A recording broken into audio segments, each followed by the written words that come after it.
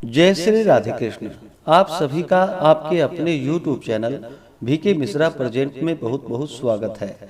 आइए आज आप सब सुनेंगे वैशाख मास महात्म्य कथा में दूसरे अध्याय की कथा।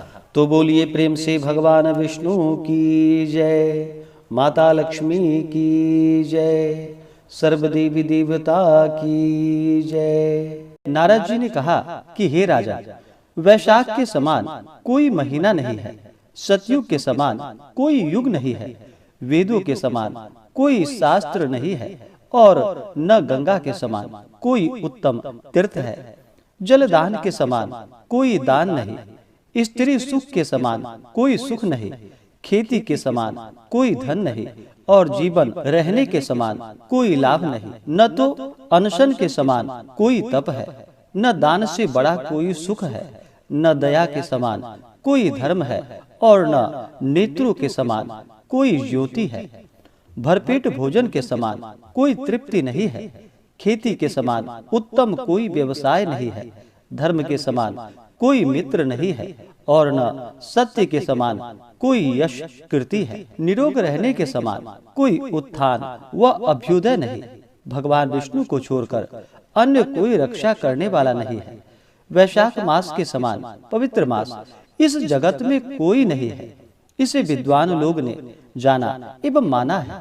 यह वैशाख मास जो कि बड़ा ही उत्तम एवं शेषशायी भगवान विष्णु को सदा प्रिय है, जो मानव भगवान के अत्यंत प्रिय इस मास को बिना किसी नियम या व्रत किए ही यूं ही टाल मटोल करके उपेक्षित कर बिता देते हैं, वह सभी धर्मों से बहिष्कृत होकर शीघ्र ही पशु योनि को प्राप्त करता है। जिन मृत धर्मियों का वैशाख मास बिना नियम व्रत के यूं ही बीत जाता है, उन सब का अभिलषित पूर्ति के लिए किया गया सारा धर्म व्यर्थ है। वैशाख मास में जो अपने भक्ष्य रसों जिनमें की वह सदा से लगा हुआ है नियमन कर ले, तो इनमें कोई संदेह नहीं कि वह अवश्य ही विष्णु सायुज्य मुक्ति को प्राप्त करता है। इस जगत में बहुत से धन एवं अनेक प्रकार के व्रत नियम भी हैं, जो देह में थकावट लाने मात्र के लिए और पुनः पुनः जन्म दिलाने वाला है, किंतु वैशाख मास का स्नान मात्र ही ऐसा है कि मानव पुनः पृथ्वी पर जन्म नहीं लेता। संपूर्ण दानों में जो पुण्य है एवं सभी तीर्थों में स्नान से जो फल है, वह फल वैशाख मास में दान मात्र से अच्छी तरह प्राप्त होते हैं। कल्याण व ऐश्वर्य की कामना करने वाला मानव यदि जलदान में स्वयं समर्थ हो तो दूसरे की सद्बुद्धि देकर उसे प्रेरित करना चाहिए, अर्थात दूसरों के द्वारा भी इसे कराना चाहिए, क्योंकि सभी दानों में यह श्रेष्ठ है। एक तराजू पर एक ओर अन्य सभी दानों को और एक ओर केवल जलदान को रखा जाए तो जलदान का पुण्य ही विशेष महत्व रखता है, अर्थात भारी होगा। जो मानव मार्ग में चलने वाले पथिकों को प्रपादान के द्वारा संतुष्ट करता है, वह अपने करोड़ कुल का उद्धार करके विष्णु लोक में पूजा जाता है। हे राज सत्तम, इसमें संदेह नहीं है कि यह प्रपादान देवताओं, ऋषियों और पितरों को अत्यंत प्रसन्न करने वाला अक्षय पुण्य है। रास्ता चलने की थकावट से दुखी पथिक जिसके पौसरे के जल से संतुष्ट हो गए, उनके द्वारा ब्रह्मा, विष्णु, महेश एवं अन्य सभी देवता संतुष्ट हो गए। हे राजा, वैशाख मास में जल की इच्छा करने वाला जल, छाया की इच्छा वाला छाया एवं पंखे की इच्छा वाला पंखा चाहता है, और वैशाख मास में जल, छाता एवं पंखा इनका दान विशेष महत्व रखता है। वैशाख मास के आने पर घर कुटुंब वाले ब्राह्मण को जल से भरा हुआ घड़ा दान न देकर मनुष्य पृथ्वी पर चातक योनि में जन्म लेता है।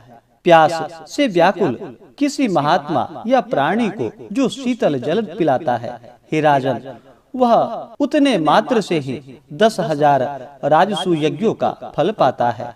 घाम एवं थकावट से दुखी ब्राह्मण को जो पंखे डुलाकर सुख देता है, वह उतने मात्र से पाप रहित होकर पक्षियों का राजा हो जाता है।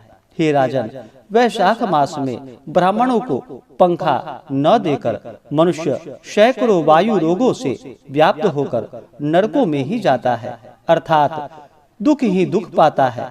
जो रास्ते में थके हुए किसी श्रेष्ठ ब्राह्मण को अपने कपड़े से भी वायु संचार करता है, तो वह उतने ही सभी पापों से मुक्त होकर भगवान विष्णु की सायुज्य मुक्ति प्राप्त करता है। शुद्ध चित्त से जो हाथ के तलवे से भी किसी श्रांत के लिए वायु संचार करता है, वह उतने से ही सभी पापों को धोकर ब्रह्मलोक को प्राप्त करता है।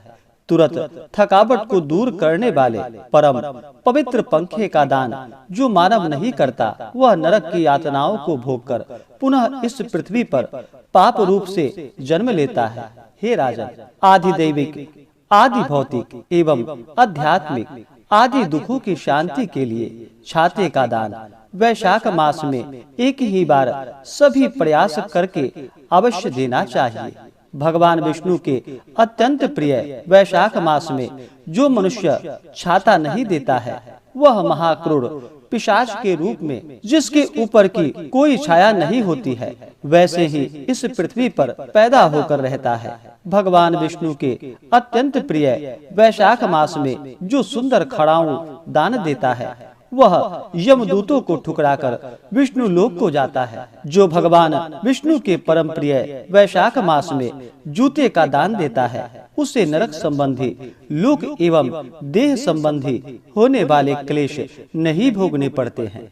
किसी ब्राह्मण द्वारा मांगे जाने पर भी जो पुरुष खड़ाऊ अथवा जूते दान नहीं देता है, निस्संदेह ही वह करोड़ों जन्म तक इस पृथ्वी पर राजा होकर रहता है। जो रास्ते में थकावट दूर करने के लिए अनाथ मंडप बनवाता है, उसके पुण्य के फल का वर्णन साक्षात ब्रह्मा जी भी नहीं कर सकते। मार्ग में थके हुए ब्राह्मण को जो व्यक्ति आश्रय देता है, उसके पुण्य का वर्णन ब्रह्मा जी भी नहीं कर सकते। दोपहर के समय अतिथि के रूप में आए हुए ब्राह्मण को यदि भोजन करा दे, तो उसके फल की अंतिम अवधि ब्रह्मा जी ने भी नहीं बताई है, अर्थात उस पुण्य का फल अथाह है। हे राजन, अन्नदान मनुष्यों को तुरंत तृप्त करने वाला है, इसलिए अन्न के समान तीनों लोकों में कोई भी वस्तु नहीं है। जब तक मनुष्य भोजन नहीं किए रहता है, तब तक भूखे मनुष्य को स्त्री, लड़के, घर, वस्त्र एवं आभूषण आदि सभी असह्य लगते हैं। किंतु यह भी निश्चय ही है कि भोजन कर लेने के बाद ये ही सभी सह्य रहते हैं। इसलिए अन्न दान के समान दान न हुआ है और न होगा। वैशाख मास में रास्ते के थके हुए ब्राह्मण को जिसने अन्न नहीं दिया, वह इस पृथ्वी पर पिशाच होकर आता है और अपने ही मांसों को खाने लगता है। इसलिए ब्राह्मण को यथाशक्ति अन्नदान अवश्य करना चाहिए। हे राजन, अन्न देने में इतनी शक्ति होती है कि अन्न ग्रहण करने वाला अपने माता पिता को भूल जाता है। इसलिए त्रिलोक्य के निवासी सभी जीव अन्न की अति प्रशंसा करते हैं। माता एवं पिता भी केवल जन्म के कारण होते हैं, किंतु संसार एवं व्यवहार में विद्वान लोग अन्न देने वाले को पितर शब्द से पुकारते हैं। हे शत्रुओं को पराजित करने वाले राजन, अन्न देने वाले में सभी तीर्थ रहते हैं। अन्न देने वाले में सभी देवता तथा सभी धर्म भी रहते हैं। अन्न दे सर्व तीर्थानि, अन्न दे सर्व देवता, अन्न दे सर्व धर्माश्च तिष्ठन्त्य रिपराजया। इस प्रकार से श्री स्कंद पुराणीय वैशाख महात्म्य में नारद एवं अम्बरीश के संवाद में दान महिमा निरूपम नामक दूसरा अध्याय पूर्ण हुआ। तो बोलिए प्रेम से भगवान विष्णु की जय, माता लक्ष्मी की जय, सर्व देवी देवता की जय।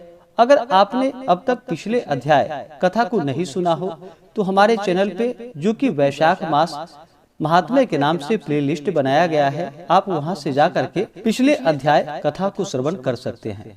इसी प्रकार से आगे के अध्याय को सुनने के लिए हमारे चैनल पे अगर आप नए हैं तो चैनल को लाल बटन दबा करके सब्सक्राइब करें, साथ में बेल आइकन घंटी को दबाएं ताकि मेरे वीडियो का नोटिफिकेशन आपको समय से मिलता रहे। वीडियो को लाइक करें, शेयर करें। सुखी रहें और स्वस्थ रहें। जय श्री राधे कृष्ण। धन्यवाद।